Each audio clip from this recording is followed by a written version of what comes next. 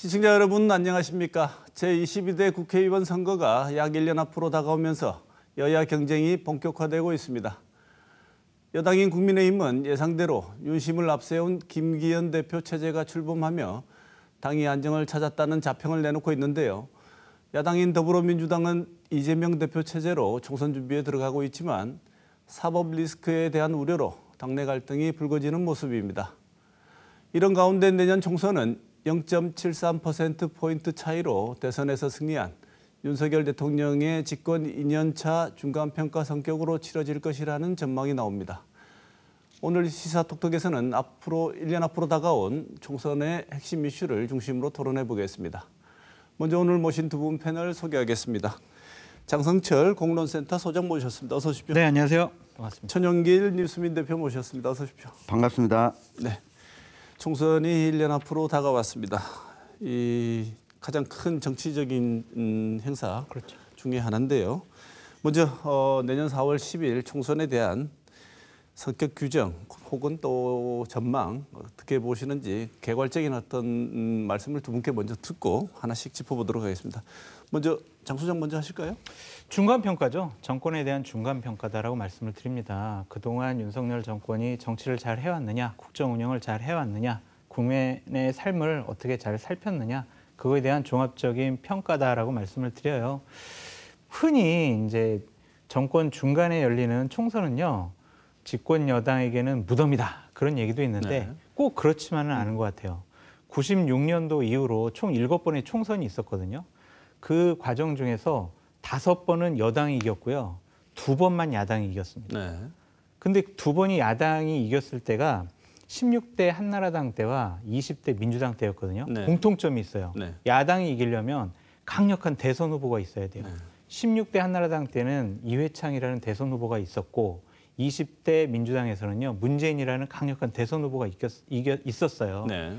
그렇기 때문에 당시에 지지층들이 결집을 해서 정권을 견제하는 차원에서 야당이 승리를 했는데 과연 내년 총선에서는 어떻게 상황이 전개될지 기추가 주목됩니다. 네, 장 소장님 말씀 들으면 가장 그 선거에서 승리의 가장 중요한 동력 중에 하나가 강력한 대선에서의 맞습니다. 어떤 결집력을 가지고 있는 후보라고 그렇습니다. 보시는 것 같은데 천 대표 어떻게 보십니까? 네, 시기적으로 보면 지금 중간평가 성격일 수도 있겠지만 네. 여소야대 국면에서 정권을 2년 정도 진행돼 왔었기 때문에 정권에 좀 힘을 실어주자라고 하는 분위기가 있을 수 있는데 네.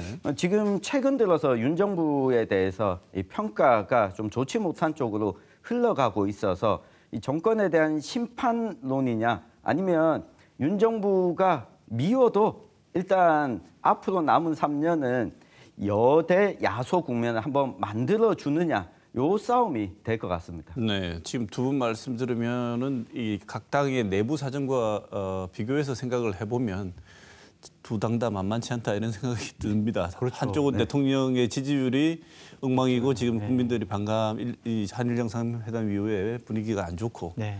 또 한쪽은 이 대표가 구심점이 있고 강력한 대안이 돼야 되는데 네. 그런 점에서는 또 그렇지 못한 것 같고요. 어떻게 보십니까? 그렇죠. 야당 이재명 당대표는 사법 리스크 때문에 지금 아무리 윤석열 대통령에 대한 부정평가가 높더라도 그 반대급부 얻지를 못하고 네. 있어요. 이재명 당대표나 아니면 민주당의 지지율이 그렇게 썩 높게 올라가지를 않고 있습니다. 그만큼 민주당을 대안 세력으로 인정을 하지 않고 있다. 그렇게 볼 수밖에 없죠. 그래서 저는 내년 총선은요. 결국에는 지난 대선의 연장선상이다 볼 수밖에 없어요. 네. 그러니까 국민의힘 쪽에서는 이재명 심판합시다 이렇게 나올 거고요. 민주당에서는 윤석열 정권 심판합시다. 이렇게 지난 대선에 붙었던 지도자들을 심판하는 선거가 될 수밖에 없겠다라는 네. 좀 생각이 들어요. 그런 차원에서 구도가 그렇게 잡힌다면 어디가 과연 유리할 것이냐. 현재 시점에서. 네. 그렇게 보면 우리가 객관화된 데이터인 여론조사를 통해서 알아볼 수가 있거든요. 네. 최근에 내년에 야당을 지지하시겠습니까? 아니면 여당을 지지하시겠습니까? 라는 여론조사가 지난 14일에 발표됐어요. 네. 그러니까 지난 10일부터 13일까지 조원 CNI가 스트레이트 뉴스의 의뢰를 받아서 여론조사를 발표를 했는데 내년 4월에 윤석열 정권을 지지해야 됩니다라고 하는 국민적인 여론이 38.9%예요. 네. 근데 아니에요. 정권 견제해야 돼요. 이것이 55%예요. 네. 이 자세한 사항은요. 중앙선거 여론조사 심의위원회를 참고하시면 자세히 볼 수 있는데 현재 이런 상황이라면 내년 선거 집권여당 국민의힘에게 결코 유리하지 않다. 정말 윤석열 대통령이 내가 가진 성과를 가지고 내 얼굴을 갖고 내년 총선을 치르겠다. 이런 식의 지금 입장을 말씀하고 계시는데 결코 유리하지 않은 선거 구도가 잡혀 있다라고 볼 수밖에 없습니다. 그러면 지금 선거 구도는 대충 잡혀 있다고 보시고 뭐 대선의 연장선으로 갈 수도 있다고 말씀을 하셨는데 만약에 이 두 당이 지금 다 알고 있지 않습니까? 이런 구도나 이런 전개에 예측되는 측면이 그렇다면 제가 한번 질문을 드려보고 싶은 것은 여당이 바꿀 가능성이 있을까? 이런 구도가 갈 때 패배의 조짐이 보인다고 할 때 여당이 체질을 바꿀 가능성이 높을까요? 야당이 이렇게 가서는 좋은 성적을 거두기가 힘들다고 판단이 됐을 때 야당이 내부적으로 이 구도를 바꾸려고 시도하는 게 나을까요? 야당이 바꿀 가능성이 높다고 봐요. 왜냐하면 이재명 당대표도 나는 총선 승리를 위해서는 뭐든지 하겠어라고 이미 얘기를 했기 때문에 또한 총선 승리를 또한 총선에서 패배하면요 이재명 당대표는 당대표직도 내려와야 되지만 자칫 잘못하면 사법 리스크로 감옥 갈 수도 있고요. 다음번 대권 도전은 완전 물 건너가요. 그러면은 총선 승리를 위해서는 내가 당대표직을 내놓고 공천권을 내놓는 그러한 상황도 본인은 생각을 하고 있을 것이다라고 판단하고 있습니다. 네, 그럼 여당은 지금 상태로 봐서는 구도를 바꿀 상황이 난망해 보이신다. 여당은요 지난번 전당대회를 보면 지금 윤석열 대통령이 내 뜻과 의지 그리고 나의 성과를 갖고 내년 총선을 치르겠어라고 생각을 했기 때문에 친윤 일색의 지도부를 만들어 버렸잖아요. 네. 그러니까 대통령과 여당 지도부가 찰떡궁합이 돼가지고 호흡이 맞는 사람들을 공천을 할 것이고 그냥 여론조사가 높지가 않더라도 그 힘을 갖고 총선을 치를 수밖에 없어요. 그냥 호랑이 등에 올라탔어요, 이미. 이미? 예, 대통령께서 생각을 바꾸지 않으실 것 같아요. 본인이 예전에 검사 시절에 같이 근무했고 일해봤던 신뢰하고 믿고 능력이 있다라고 생각하는 사람들을 공천을 함으로써 정치판을 확 바꿔보겠다라는 생각이 강하기 때문에 여당은 대통령의 생각이 바뀌지 않을 것이기 때문에 여당이 선거 구도를 바꾸기 위해서 자신들의 지도 체제를 변경시키겠다? 그렇게 전망하는 것은 어려워 보입니다. 설사 패배의 기운이 있고 그 전망과 구도가 총선 패배로 가는 전망들이 계속 나와도 이미 달려가는 힘이 너무 강해서 이 구도가 바뀔 가능성은 별로 없다고 보십니다. 또 그런 게 있는데 윤석열 대통령이 15대 이후에요. 계속 정치권을 봤는데 본인은 계속 검사로서 정치인들 조사하고 뭐 여러 가지 수사조를 받잖아요. 야, 이거 정치인들 많이 부패했어. 비리가 있어. 확 바꿔버려야 돼. 어떻게? 능력 있고 깨끗하고 내가 신뢰할 수 있는 검사 출신들로 바꿔야 돼. 이런 생각이 좀 강한 것 같아요. 지금 말씀 들으니까 굉장히 떨고 있는 분들 많을 것 같은데 맞아요. 수사 자료를 갖고 많이 봤기 때문에 마음만 먹으면 후보자를 조정하고 바꿀 수 있다고. 이게 이전에 그런 자료를 많이 봤기 때문에 정치인들을 좀 새로운 쪽으로 새로운 세력이 들어가서 정치판을 바꿔야 되겠다. 그런 생각이 좀 강한 것 같습니다. 기본적으로 이 정치인들, 기존의 정치인들이 이 범죄 혐의자라는 생각을 가지고 있기 때문에 이걸 좀 바꿔야 되겠다 생각이 강한 것 같고요.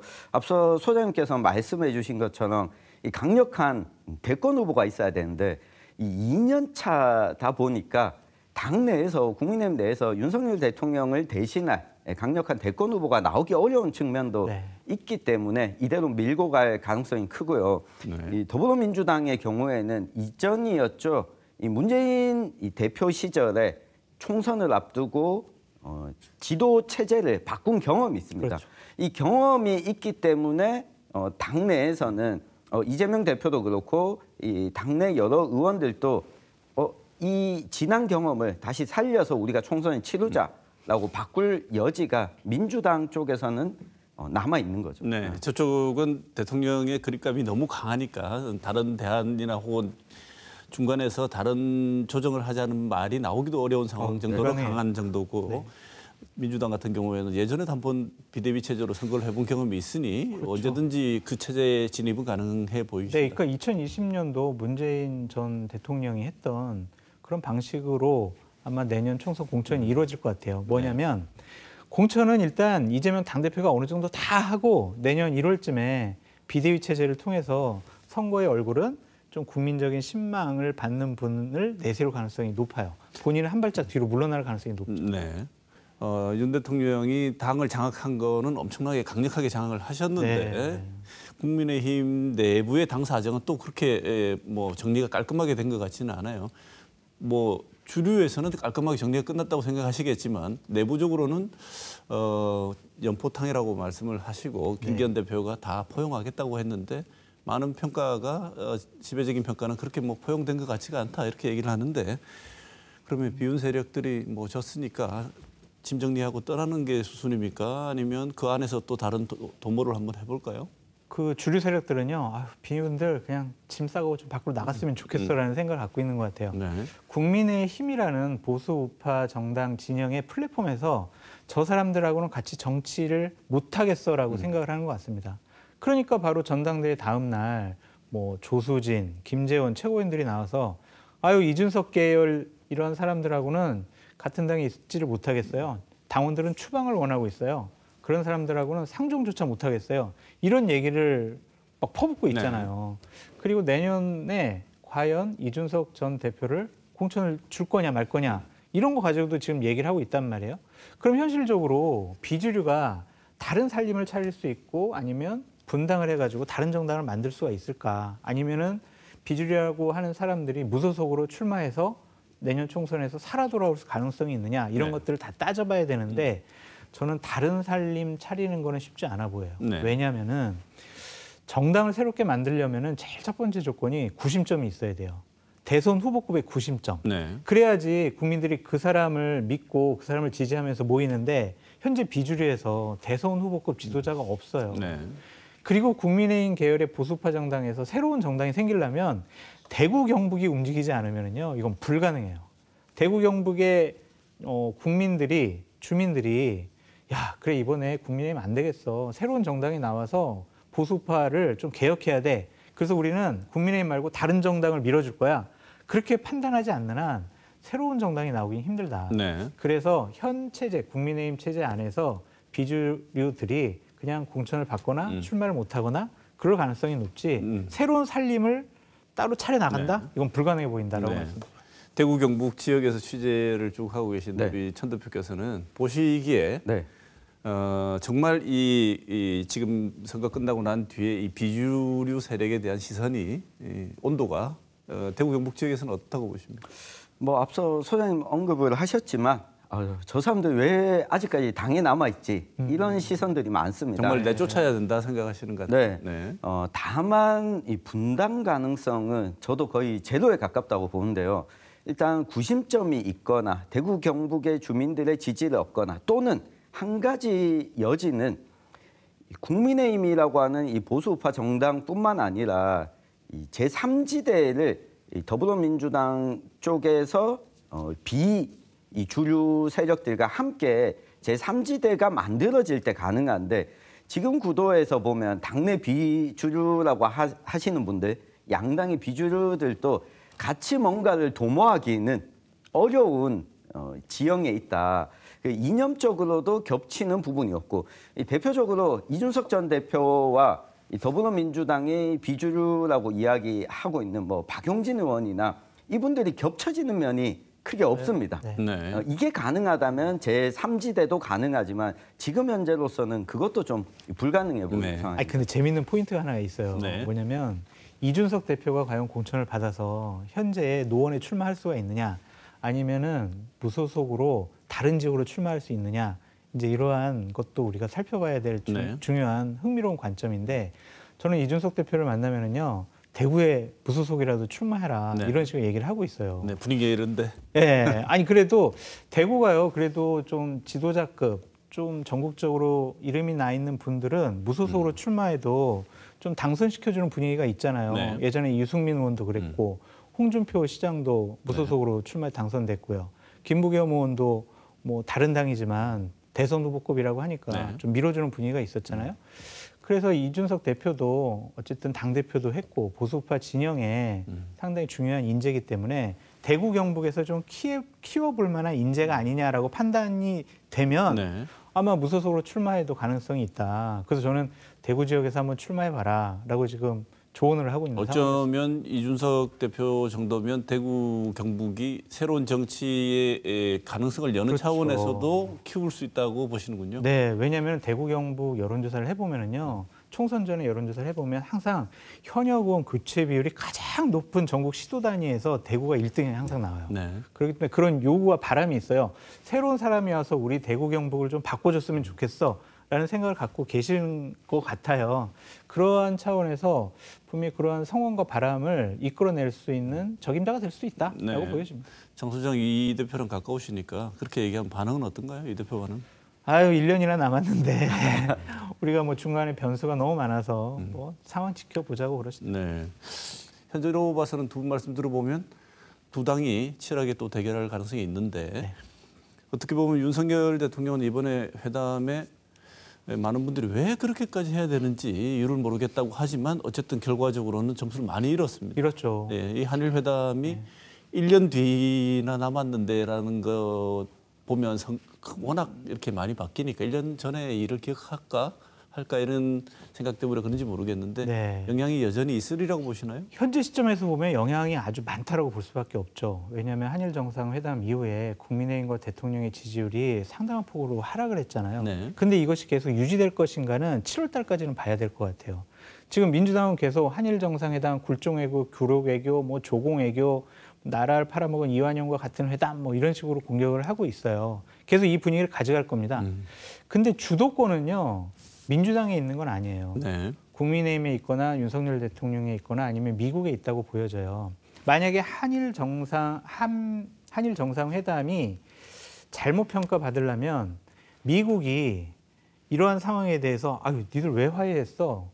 니들 화해해봤자 뭐 우리가 한미일 군사 협력하는 거 아무런 영향 끼칠 게 없어. 라든지 아니면 기시다가 7월 달에 방한을 한다고 하는데 아유, 우리는 한국에 줄 거 없어. 이러면은요 내년 총선까지 정말 망하는 네. 하나의 중요한 이슈가 될 거예요.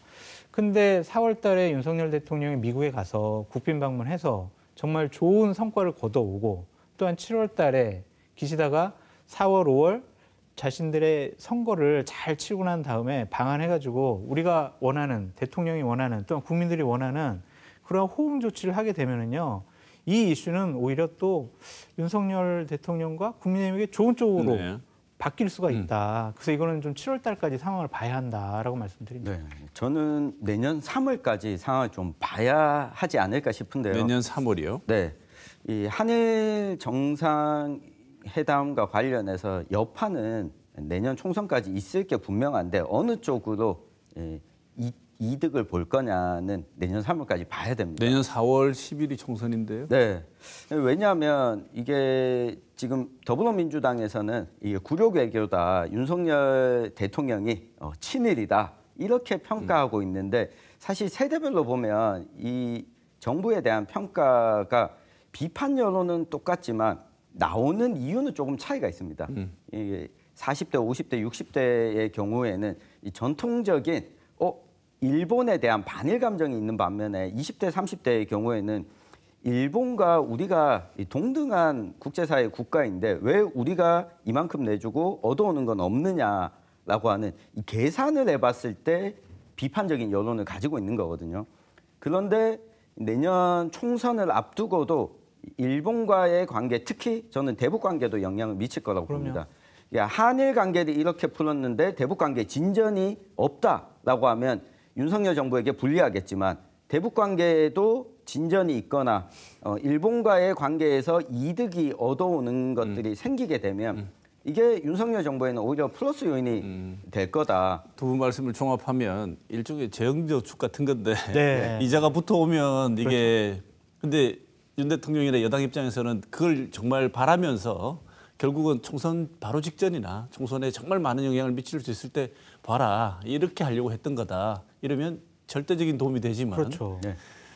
난망했다. 역시 빈손이었다가 되는 순간은 폭망하는 길로 가는 거. 아니 그러니까 우리는 한일 관계 회복을 위해 가지고 담장을 허물었다고 대통령이 말씀하시잖아요. 네. 근데 일본은요 관료들이 갑자기 또 나와가지고 아니 위안부 피해자 할머니 강제징용 피해자분들 우리는 강제로 이끌어가지도 않았고 우리는 그런 일 하지 않았어라든지 아니면은 또 교과서나 아니면 어떤 강요가 독도는 일본 땅이야 이렇게 하면은요 대통령의 대국적인 결단이요 완전히 훼손당할 수밖에 네. 없거든요. 그래서 외교부 장관이 지속적으로 일본이 다시는 저런 소리 안 나오도록 후속 조치와 관리를 잘해야 돼요.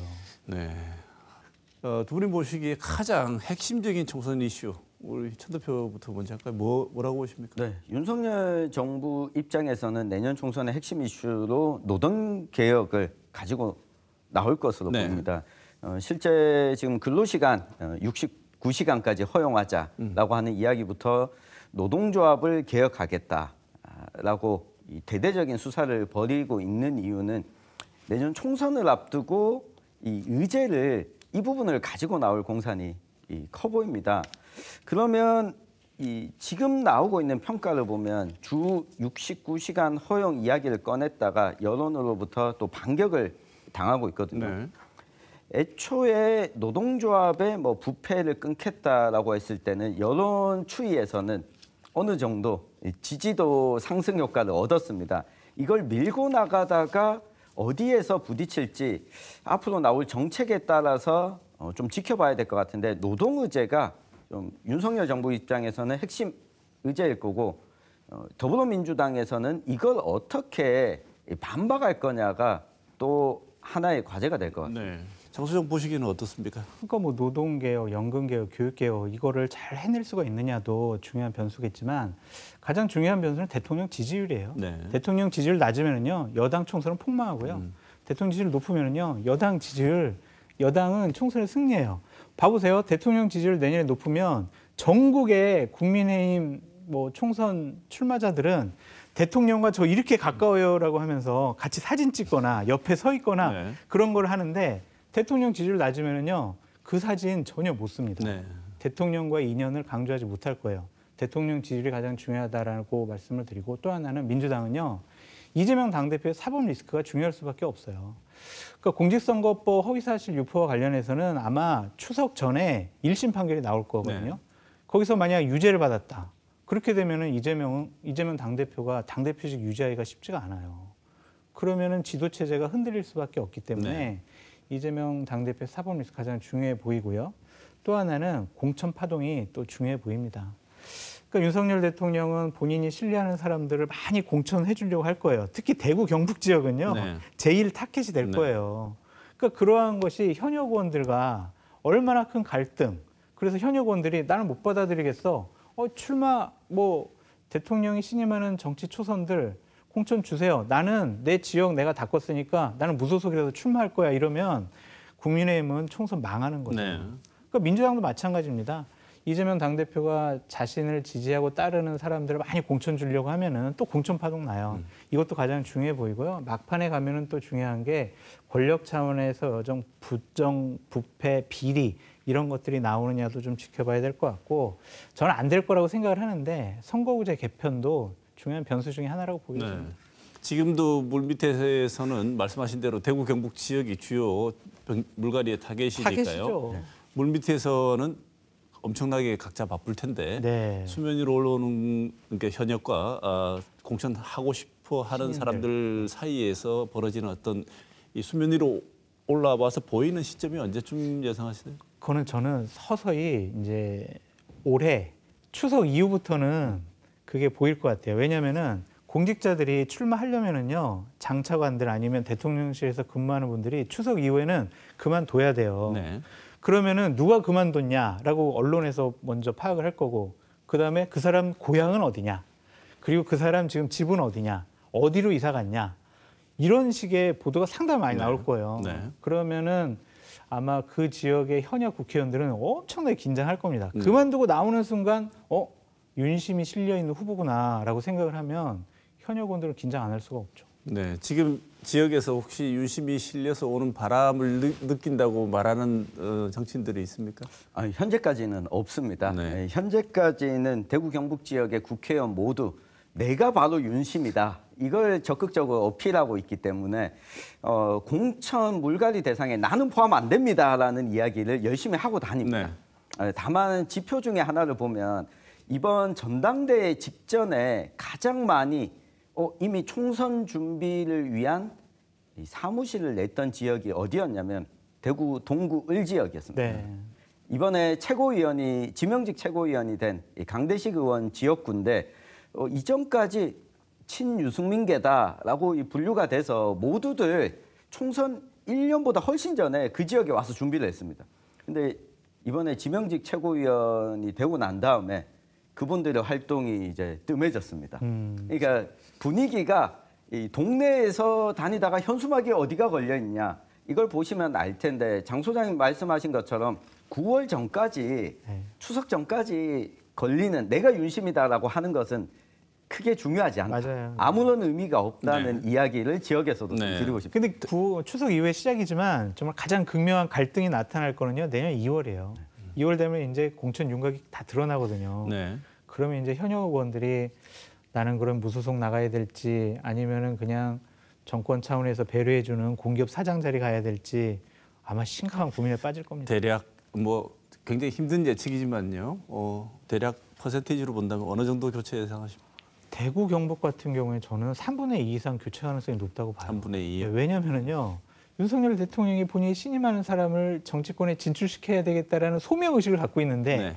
가장 안정적인 곳이 대구 경북 아니면 서울의 강남 지역이거든요. 네. 거기는 공천만 주면은 죄송한 표현이지만 공천만 주면 당선되는 지역이잖아요. 가능성이 높은 지역이잖아요. 그렇다면 이 지역을 집중적으로 물갈이 대상으로 삼을 수밖에 없다라고 보여져요. 천 대표 동의하십니까? 네. 어느 정도 보십니까? 저도 50% 절반 이상 교체 가능성이 높다. 항상 그리워지 않았어요? 늘 대구 지역은? 50%는 했잖아요. 네, 30%에서 40% 사이 정도 했었는데 이 내가 무소속으로 출마하더라도 당선될 수 있다라고 하는 분은 대구 경북에 한 분밖에 없습니다. 누구예요? 주호영 의원 말고는 이 무소속으로 출마해서 당선된 이력이 있는 분도 없고요. 그리고 지금 지명직 최고위원이 된 강대식 의원 정도를 제외하면 모두가 물갈이 대상 위에 놓여 있다고 보는 게 좀 현실일 것 같습니다. 흉흉한 말씀하시네. 네, 근데 지금 이렇게 말씀하신 두 분 말씀을 종합해 보면 최소 50%에서 많이 이 윤심이 실리면 7, 3분의 2. 갈 수 있죠. 네. 네, 그러면 대부분 여기 오는 분들은 우리 지역에 오는 분들은 당선이 상대적으로 보장되어 있는 거나 마찬가지니까 그렇죠. 윤 대통령의 그분들이 오시겠군요. 그렇죠. 그렇게 봐야 될 것 같아요. 근데 여기 또 하나 변수가 있어요. 박근혜 전 대통령이 공천을 주고 싶어하는 분이 있잖아요. 유영하 변호사. 네. 유영하 변호사가 다시 이제 또 언론에 등장했더라고요. 박근혜 전 대통령이 이제 공개적인 활동을 할 거예요.라고 지금 나서고 있어요. 그럼 뭐겠어요? 박근혜 전 대통령이 적어도 유영하 변호사만큼은 내년 총선 공천에 영향력을 끼치려 한다라는 이미지를 주고 싶어 할 겁니다. 그러니까 박근혜 전 대통령의 어떠한 행보, 어떠한 뭐 주장 이런 것도 변수가 될 것 같아요. 지금 보면은 어쨌든 이재명 대표의 사법 리스크라는 이 지점은 비대위 체제를 통해서 어쨌든 우회해서 통과할 것으로 보인다고 말씀하셨는데 천 대표 보시기에 이 민주당이 이 반사이익 윤 대통령 지지율이 떨어지고 인기가 없는 거에 대한 그 반사이익을 왜 못 받아먹는 것 같습니다. 뭐 이재명 대표 리스크가 오로지 그 이유일까요? 네, 저는 그 이유라고 봅니다. 왜냐하면 야당 입장에서 국회의석이 절대 다수라고 하더라도 전국의 주도권을 가져갈 수가 없습니다. 정부 여당이 내놓는 의제에 대해서 이 반대급부적인 이슈밖에 만들지 못하기 때문에 자체 이슈를 만드는 것은 야당은 사실상 어렵습니다. 다만 여기서 힘을 얻는 거는 강력한 대권 주자. 다음 정권을 잡을 수 있겠다라고 하는 이 가능성인데 여기에 민주당의 열혈 당원들을 제외한 지지층 입장에서는 흔들리는 거죠. 그러니까 그렇기 때문에 이재명 대표 리스크를 극복하는 것만이 유일한 민주당의 해법이 아닐까 싶습니다. 많은 사람들이 다 비슷한 얘기하고 다 알고 있는데 왜 그걸 못 받아먹을까요? 민주당이요? 네. 그 대표님 말씀하신 거랑 저도 입장이 같고 그 속칭 말씀드리면은 이재명 당대표가 미치고 환장하겠대요. 네. 왜냐면은 어떠한 민생 현장을 가더라도 기자들은 따라와가지고 아니 유동규 씨가 이런 증언했는데 어떻게 생각하세요? 뭐 이화영 전 부지사가 이런 얘기했는데 어떻게 생각하세요? 계속 그런 얘기만 물어본다는 거예요. 그러니까 막 신경질 내잖아요. 민생 문제에 집중합시다라고 하더라도 온통 언론의 관심은 이재명 당대표 사법 리스크에 가 있습니다. 봐보세요. 이제 매주 재판장에 나가야 돼요. 그럼 거기서 많은 진술들과 증언들 그리고 다른 증거들이 나올 거 아니에요. 그거를 해명하다가 날샌다라고 볼 수밖에 없어요. 네. 그래서 그 부분이 가장 중요한 것 같고 또한 민주당이 이번에 한일 정상회담을 대하는 모습을 보고 국민들이 실망했을 것 같습니다. 왜냐하면은 한일 정상회담 하기 전에 민주당은 지속적으로 이완용과 같은 윤석열 대통령의 뭐 일본에 대하는 자세, 굴종, 굴욕, 삼전도의 굴욕 뭐 이런 얘기만 했잖아요. 적어도 외교라는 국익이라는 거 앞에서는 좀 회담하기 전에는 우리도 집권해봤는데 한일 정상회담 이런 거 잘 준비하시고 이런 성과 이뤄내고 와라라고 하는 게 맞지. 처음부터 그냥 자극적인 감정적인 단어를 동원해서 공격하기 바빴거든요. 그런 점에 있어서 저 사람들이 대한 세력으로서 제대로 역할을 하고 있나? 아니면은 그냥 틈만 나면은 대통령과 집권당을 공격하고 발목 잡는데 열중하는 것인가라는 것에 대한 국민적인 판단이 끝난 것 같다는 생각이 들어요. 그래도 대구 경북 지역에서 탄핵 직후긴 합니다만 2018년 나름 큰 약진을 한 적이 있습니다. 네. 그때 이번 총선 1년 뒤에 있을 이번 총선 민주당은 어떻게 좀 우리 지역에서 기존에 나온 표보다 훨씬 까지는 아니라도 조금이라도 더 많은 표를 얻고 다른 모습을 보일 가능성이 있다고 보십니까? 뭐 그럴 가능성은 크지 않아 보입니다. 더불어민주당 입장에서 대구 경북 지역의 좀 변화는 선거제도 변화에 연동돼 있다라는 이야기를 드릴 수밖에 없겠는데요. 더불어민주당의 고정 지지층, 그러니까 비국민의힘 지지층이 20% 근방입니다. 근데 1대1 소선거구제 하에서는 더불어민주당에서 당선자를 배출하기 힘들고 만약 이 제도가 유지가 된다면 민주당이 대구 경북 지역에서 87년 이후에 총선에 전 지역에 후보를 냈던 적이 딱 2번 있습니다. 네.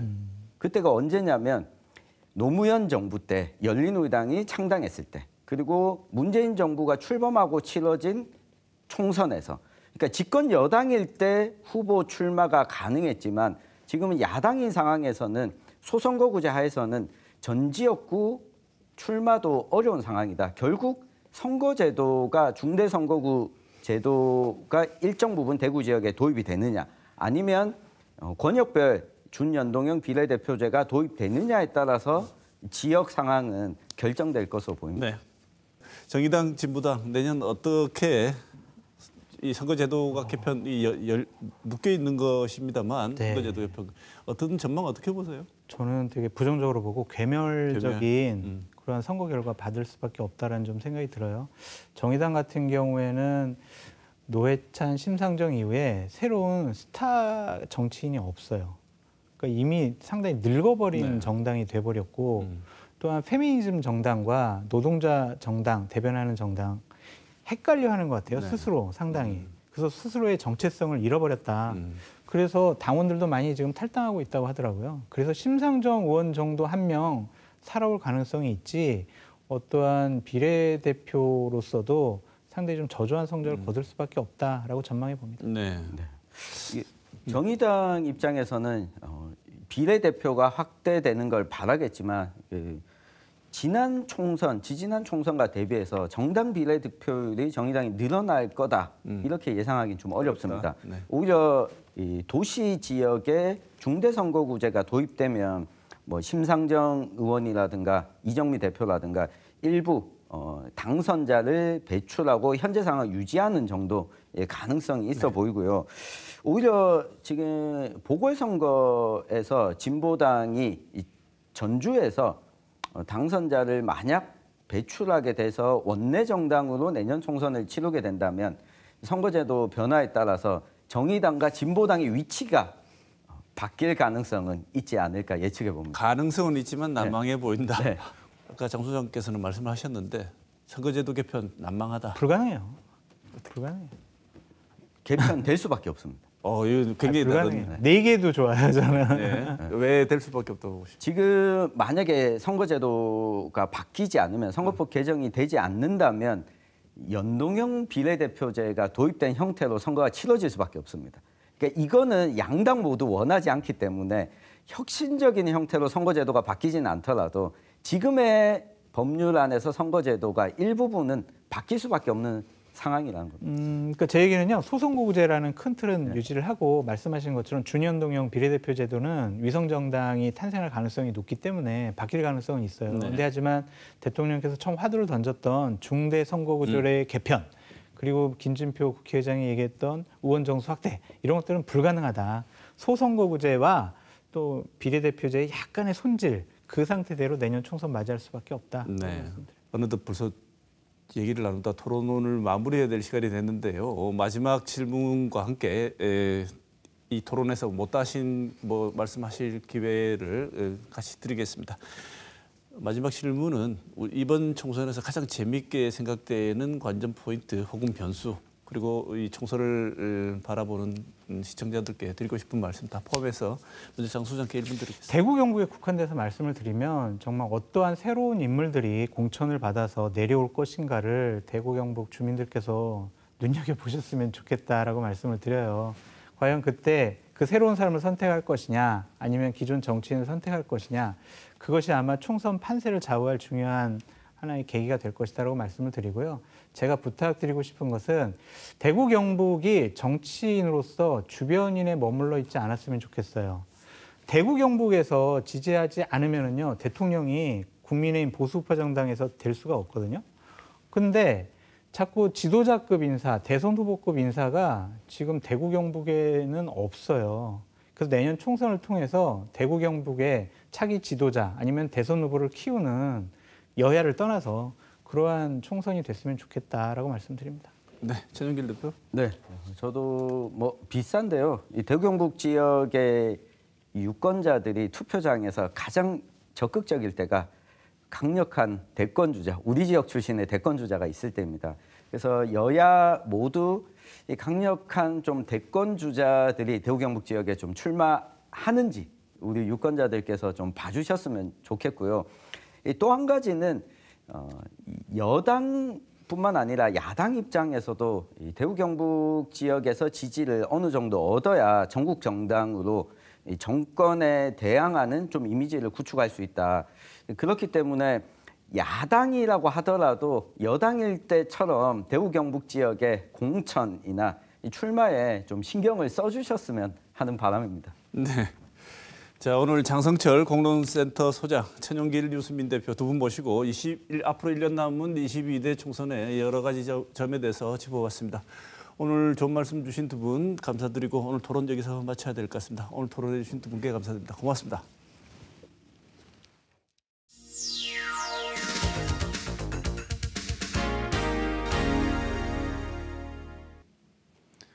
지난 한 주는 윤석열 대통령의 한일 회담 결과를 두고 벌어진 논란들로 뉴스가 채워진 한 주였습니다. 우리가 너무 많은 것을 내준 회담이라는 비판이 이어졌고 대통령과 대통령실은 제로섬 게임이 아닌 윈윈하는 게임으로 이제 발상을 전환해야 한다고 말했습니다. 한일 정상회담에 대한 비판이 이어지자 국민의힘 정진석 의원은 이제 우리도 일본에 대한 컴플렉스에서 벗어날 때가 되었다고 말했습니다.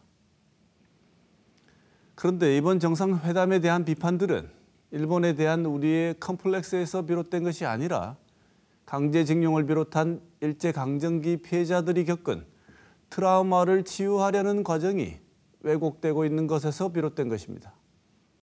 흔히 외교 무대에서 성과를 논할 때 51대 49라는 말을 한다고 합니다.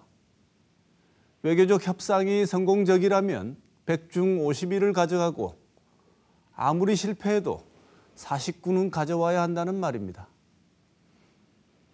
국민은 이번 협상이 몇 대 몇인지 묻고 있습니다.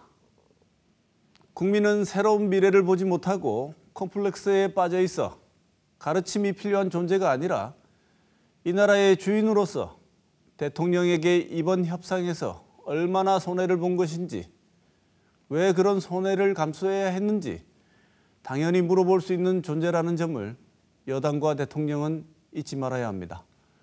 이번 주 시사톡톡은 여기서 마치겠습니다.